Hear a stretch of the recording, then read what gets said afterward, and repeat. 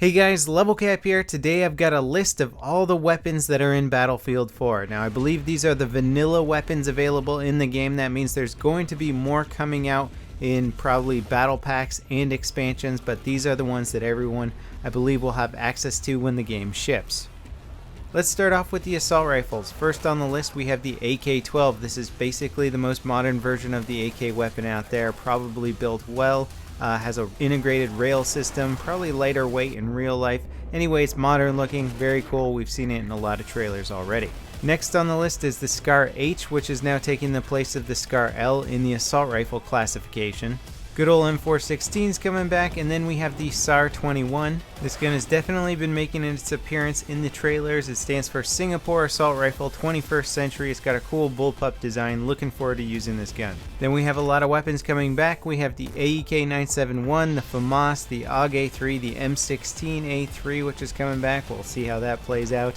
Then we have the CZ 805, which was in the very first Battlefield trailer. This is a Czech assault rifle. It looks very cool.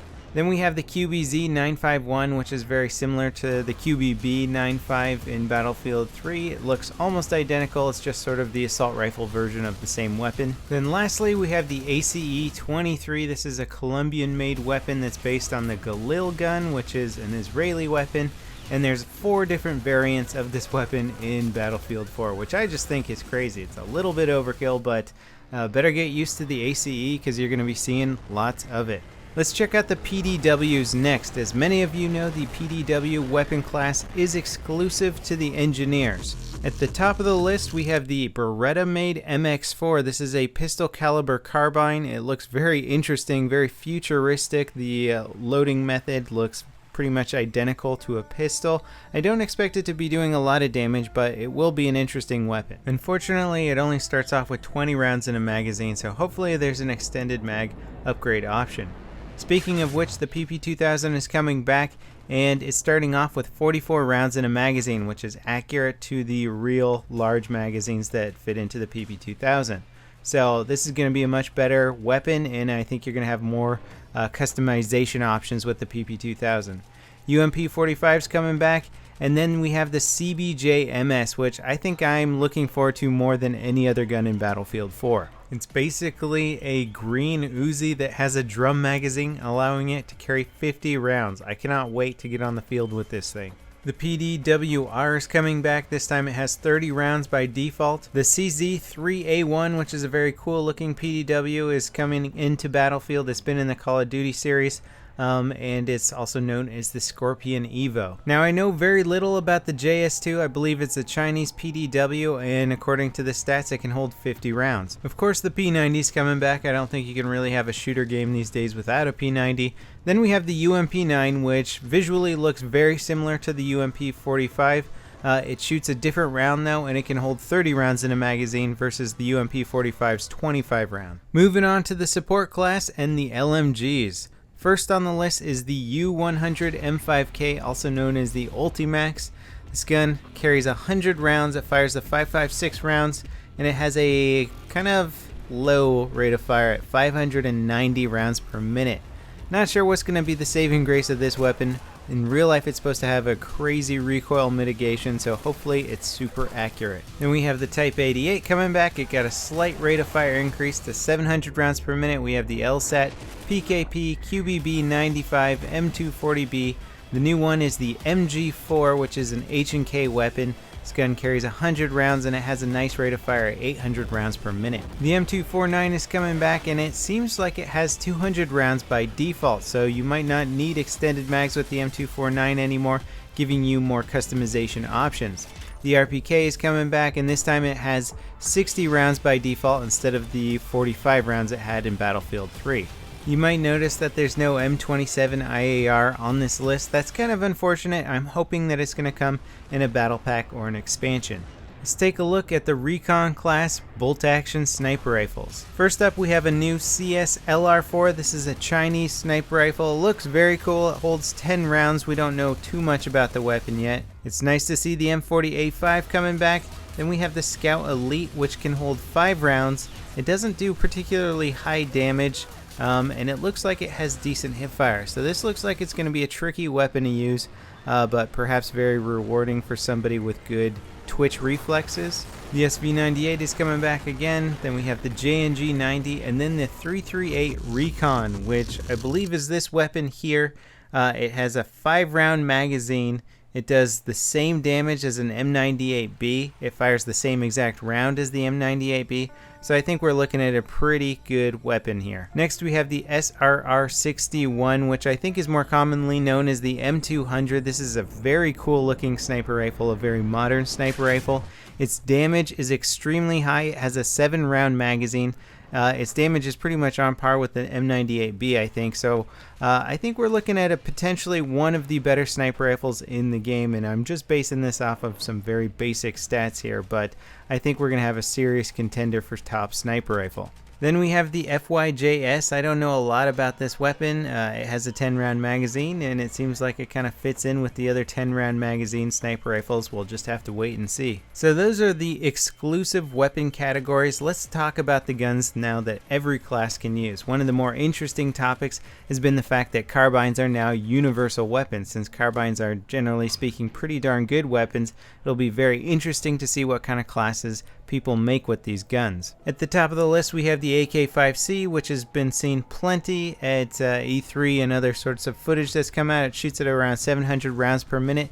Seems like it's a pretty safe choice as far as carbines go. Then we have the ACWR making a comeback, and it's getting a little bit of a rate of fire bump from 850 up to 880 rounds per minute. It's also getting a magazine size increase. It had 26 rounds it could carry in the magazine in Battlefield 3. Now it can carry a full 30-round magazine, which makes a lot more sense. The SIG 553 is making a comeback, and it's getting a rate of fire increase up to 830 rounds per minute versus the old 700 rounds per minute. Then we have the AKU-12. I think this is basically just a short version of an AK-12, sort of like the AKS-74U. It fires 680 rounds per minute, which seems to be on par with that kind of weapon. The A91's returning. We have the ACE-52 CQB. Now this is an interesting weapon because it actually fires the 7.62 round, so it's going to do a lot of damage per shot. It can only hold 25 rounds in a magazine, and it's got a lower rate of fire at about 650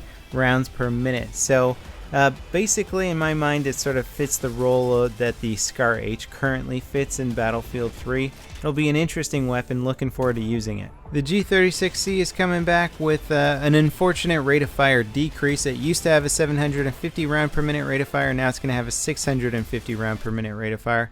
The M4A1 is coming back. Everything looks pretty much the same on that. Yet again, we have another ACE-21 CQB. This thing shoots at 770 rounds per minute. It seems like it could be a pretty decent gun. Not really sure what to think on the whole ACE weapons yet.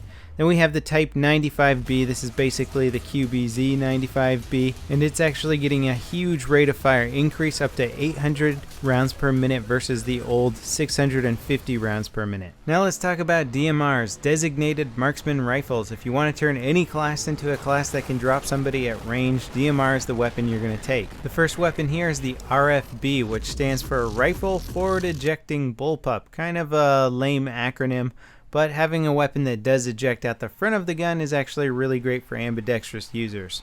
All the DMRs seem to be semi-auto, and this one has a 20-round magazine.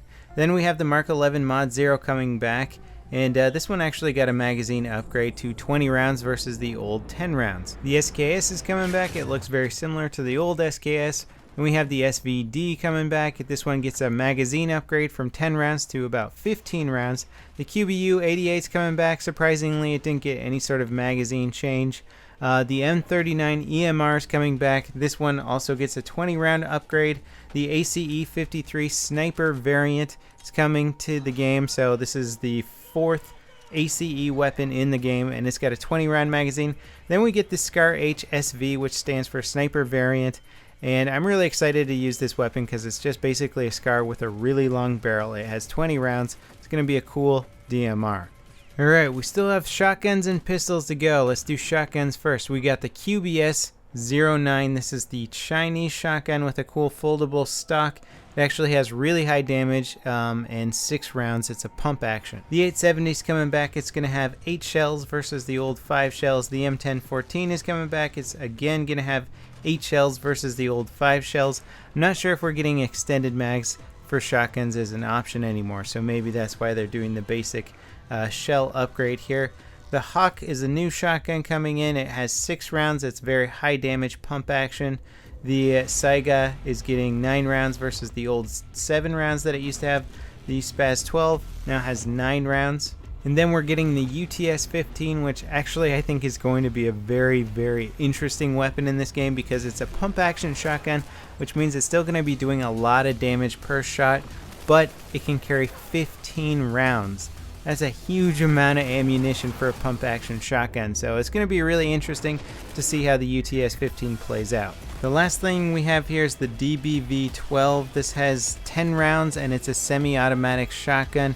Not really sure what this one was. I tried to Google it, figure out what kind of shotgun it was.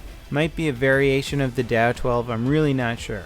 Alright, moving on to the sidearms now. What do you want at your side in Battlefield 4? Well, you've got a pretty big selection. We have the P226. This is a 9mm pistol. It has 15 rounds in a mag. Of course, we have the M9 coming back. It looks relatively unchanged. Then we have a QSZ92. Haven't really heard of this pistol here. Uses a really weird ammunition too. It has 20 rounds in a magazine. Looks like it does a little bit less damage than your average 9mm.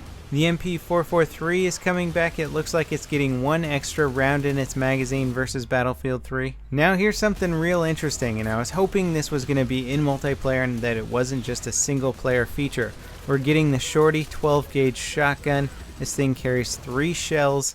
It does high damage. It's going to be really interesting to see what it's like to have a shotgun available as a sidearm. Now it's not going to be as good as the other shotguns because it is a shorty. It does less damage. It's pump action, but still, imagine a recon class running around with a bolt action sniper rifle and then this thing for close quarters. It sounds like a lot of fun. The G18 is coming back. This time it gets a rate of fire increase going up to 1,100 rounds per minute from 900 rounds per minute, so this thing is just going to chew through people in close quarters. The FN57 is coming in the game. It's going to have a 20 round magazine. The 93R is making a comeback. Again, it's getting a rate of fire increase up to 1,100 rounds per minute versus the old 900 rounds per minute. We're getting a gun called the CZ75. It has a 12 round magazine. It does decent damage. Reminds me a little bit of the damage model of the 1911 in Battlefield 3. Of course, the 44 Magnum is coming back in all of its glory. Looks like pretty much the same weapon. We're getting a gun called the Compact 45. I haven't seen an image of this. I believe it's probably going to be the H&K 45. I'm not really sure which pistol this is, but the damage actually looks really enticing, and it has 15 rounds in a magazine, so this could actually be a pretty darn good pistol. Then of course we're getting the MP412 Rex. Looks very similar to the Rex in Battlefield 3. You'll notice there was no 1911 on the list. That's really disappointing, but I have a feeling that it's probably going to be part of Premium, a Battle Pack, an expansion, something. I can't imagine a Battlefield game without the 1911. Now last on the list, DICE has decided to give us some goodies. We're getting a whole variety of melee weapons. We have a bayonet as the first option on there, so something that you can literally mount on your gun and stab people with. If you really want your yellow box cutter back, there it is, the ACB90. We have a shank, a machete. You can get a Bowie knife if you want. There's a carbon fiber blade, an improvised one that's like a blade like strung up against some old piece of wood handle. There's a scout, survival, trench.